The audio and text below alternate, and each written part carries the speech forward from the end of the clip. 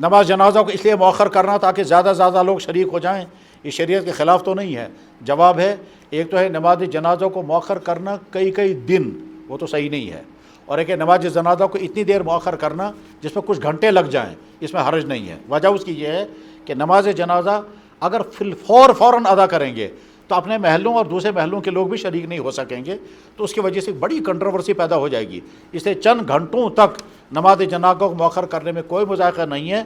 اگر زیادہ دیر تک آپ مؤخر کریں گے، دنوں تک، مثلا ہم اگلے دن کا انتظار کر رہے ہیں کیونکہ فلاں صاحب آ رہے ہیں، ٹھیک، ہم صبح سے لے کر شام تک کا انتظار کر رہے ہیں کیونکہ فلاں صاحب فلائٹ سے آ رہے ہیں، تو اتنا لمبا انتظار کرنا ٹھیک نہیں ہے۔ لیکن چند گھنٹوں کا انتظار جس میں مثلا ڈاؤن ٹاؤن کا جنازہ ہے، سیول لائن سے لوگ آ رہے ہیں، شہر کے ایک کنارے میں جنازہ ہے، دوسرے کنارے سے لوگ آ رہے ہیں جو 1-2 گھنٹوں میں پہنچ جائیں گے، اس میں مذائقہ نہیں ہے۔ چنانچہ جو ہی